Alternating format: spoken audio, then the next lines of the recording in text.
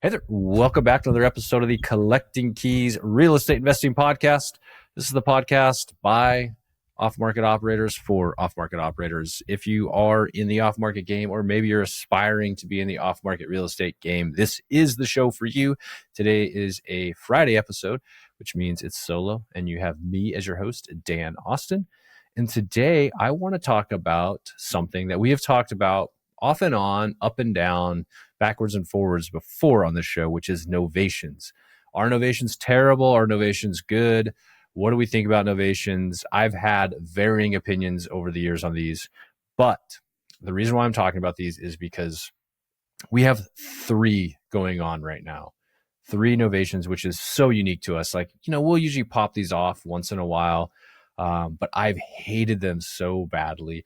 I wish I could remember the episode, but if you scroll like 150 episodes back, like you'll find that we interviewed Eric Brewer, which is like the self-proclaimed like novation expert, which he actually does a lot of these. His whole business is built on these. I'll be honest, I thought at the time this is genius, and then afterwards I was like, I don't like this at all. I don't like the way you explain that. And so it kind of just makes me feel uneasy, because the way a lot of people are doing novations, I think, is just downright scummy and dirtbaggy. And some of the stuff he talks about, I think, is scummy and dirtbaggy. So that's what we're trying to avoid when we do these novations. But we have three.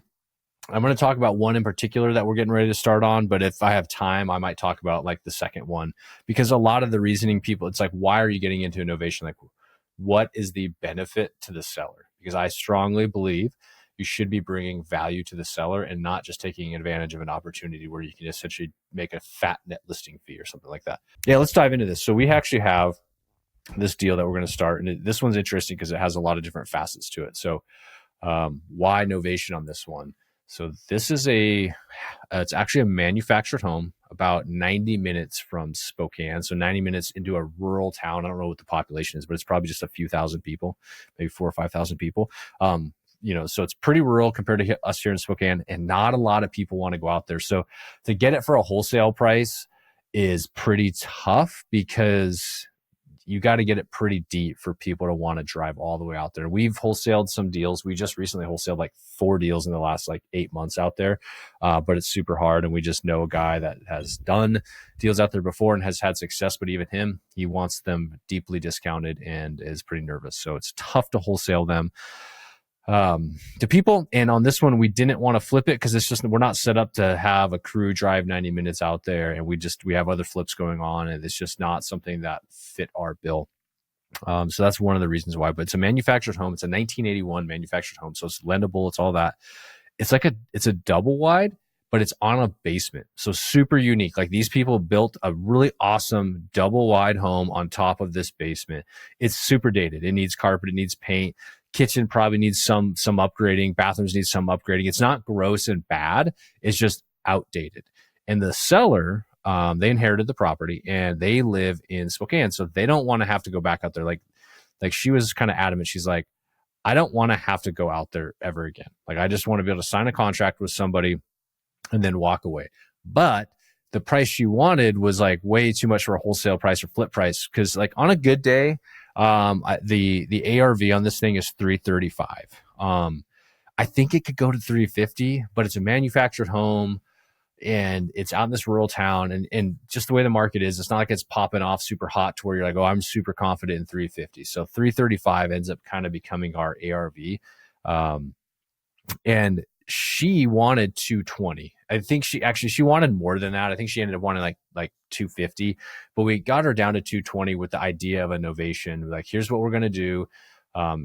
We explained it to her. It's like, hey, here's the deal. You won't have to do anything. We're going to come in here. We're going to fix up your house, and we're going to get more for it. So at the end of the day, like, cause our cash offer was maybe like, I don't know, like 190 on this thing. At the end of the day, you're going to get more money, than you would have, and you don't have to do any of the work. And she wasn't in a hurry to get the cash. The property's vacant, which makes it awesome. These are the types of deals when the property's vacant and you can go in there and do the repairs. It's the best. A lot of times people try to square peg the round hole with owner occupied property, and they don't want to do work, but it needs work. It's full of their crap. They want to get some of their crap out in stages, and it just becomes like really frictiony. So on this one, it's perfect. It's vacant.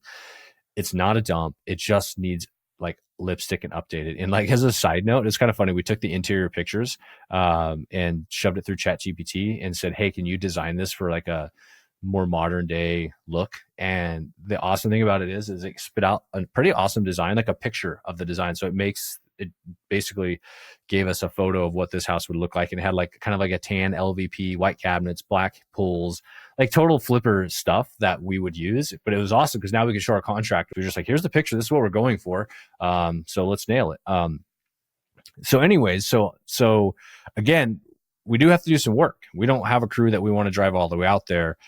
We probably need to put about $25,000 into this, is my guess, to get it to where we want it. Because it's almost 1,900 square foot double wide plus a 1,900 square foot basement. So it's got a lot of square feet. The basement's not completely finished. And we're not trying to finish it. We're just really trying to put lipstick on this thing and make it go back to, a more modern day look, how it used to look, which is it's super clean. It's just dated. It's 1980s. It has the same carpet from the 80s. So, anyways, so we're at say 335 ARV. I'm doing kind of the math here on my notepad while we're here. So if I make mistakes, don't kill me. But say 335 ARV. The cool thing is we walked it with the contractor and the real estate agent yesterday. So we're all on the same page of what we're going to do, because we don't want to have to like send a bunch of people out there and do a bunch of walkthroughs, right? Because it's an hour and a half away. So at 335, our sales costs, because we do have transfer tax here as well, and with our realtor fees and closing costs, we run those like 7%. It's probably gonna be a little cheaper than that, but anyways, 93% of 335 is $311,000 minus the $25,000 we're going to put in the rehab. That's $286,000, and minus the $220,000 we promised the seller, leaves a spread of about $65,000. Now, the cool thing on this is the contractor is actually somebody that's in our scale community. They run a construction company. They also run a wholesaling and flipping business. And they were looking for another deal. And it's like, do you guys want to just go out there and do this deal for us? So they will basically contribute the labor and their time, and we're going to contribute the deal, and we're going to, help fund all like the material costs and those sorts of things. Right. And so essentially on their half, they're going to split. So say we each make 30 grand, they're going to make 30 grand on a deal that's going to take them realistically probably 2 weeks of work. And we're going to make 30 grand and not have to manage our crews, because our crews are on other projects. Right. So it's a great deal. We're splitting the effort. And we both have pretty low risk because there's no debt involved, because the seller is obviously carrying the note because it's a novation.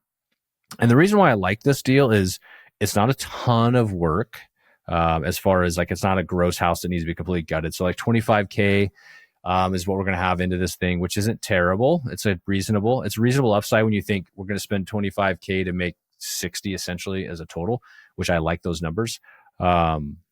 And the seller is going to benefit because she's getting more money than she could have. And it's kind of a risk, because she could list it, say, for 250 as is. It might sit for 6 to 8 months for her, or a year, because it's a rural market. And if it's not looking really good, it's not going to pop off out there, because you can literally go on Zillow and look at the 8 houses that are available that are still sitting there. And they're usually sitting there because they just don't look that good. So she's reducing her risk and kind of guaranteeing a dollar amount into her pocket, which is at $220,000. And like I said, she's not in a hurry, so we can take the time to fix this thing up. And she knows exactly how we're doing it, what we're doing it, what we're going to list it at. It's all above board. What I don't like is when people do novations, and we've talked to people, sellers, that had novations done by them by other competitors, and they didn't even know that's what they're going to do. They didn't understand what that even meant. I don't know why or how. I don't know if the wholesaler or whoever was working with them was trying to be kind of elusive on what they're going to do and how much they're going to make, but I think that's totally unfair, and that's not how you should approach it.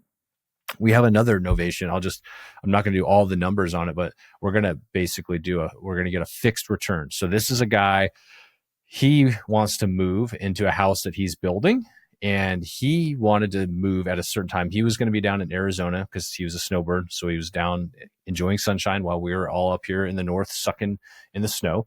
And he just got back. So we contracted with him back in like December, maybe November.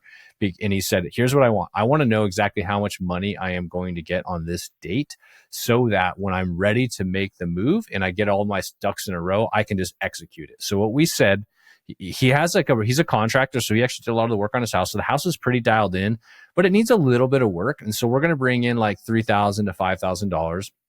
And we're going to like clean up some paint, fix some unfinished stuff that, everybody has in their house, especially when you're a contractor.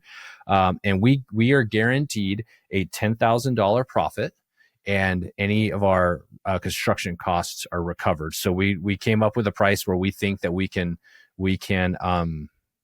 an ARV that we think is really doable, and he has a price that he's wanting. So he's really not missing out. I mean, he's maybe missing out on like 15 to 20K tops of revenue that he's basically giving to us. So our value is that on a specific date, once he's moved out, which he's actually back in town, we're going to start on this in a week. He's going to be able to move out. We're going to go in there, get the thing staged, get it clean, get the photos taken, do all the touch-ups and list it. And he doesn't have to do anything. So now he's focused on the new build that he can keep, that he's a contract that he's building, he can go work on, and he knows, hey, I'm going to be guaranteed at least this much. And that's great for him. Our profit's not guaranteed. We will get our costs recovered. But our profit, it's like, hey man, if it sells for less, like there's nothing we can do. We'll just get our 3 to 5K that we put into it back. But the cool thing about this one is if it sells for above what we're asking, we're going to split the upside with him 50-50. So his situation's set up perfectly, and he's going to maybe even get more, but he's guaranteed. So he knows how much he's going to get. And then for us, we're obviously incentivized to make this thing sparkle and try to get it out there and sell it for more. And we have it that I would say there's like, I don't know, a 40% chance that we sell it above asking and we make more than our 10 grand. But I like it, and it's something to think about.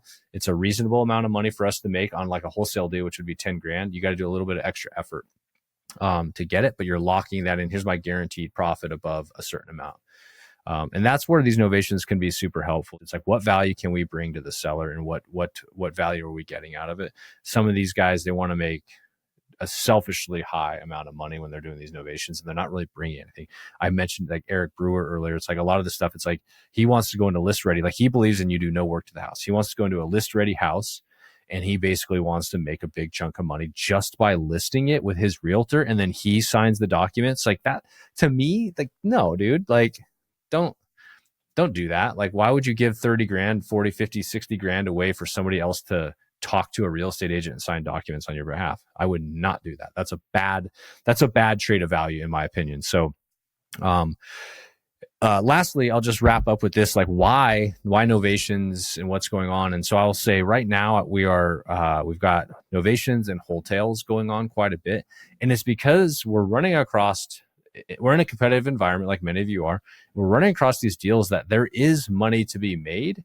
We just have to figure out what is helpful to the seller. When we already know it's like, this is not going to be a wholesale deal. It doesn't make sense. So why beat the seller up and try to like pull them down to a wholesale price, and instead say, how can I maximize your revenue to you as a seller, while also serving you so that I can earn some money? And that's really what we're trying to do here.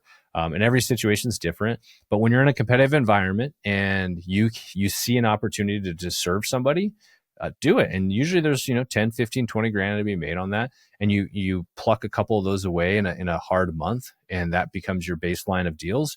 And then you're going to get a few low hanging fruit, a couple of wholesale deals, maybe a flip here and there, and that's like how you get from 0 deals in a month to 2 to 3 to 4 to 5. Is you have these different tools in your toolbox that you can pull out. And I always say that because it's true. Just use it sparingly and use it ethically. That's the line I'm going to use.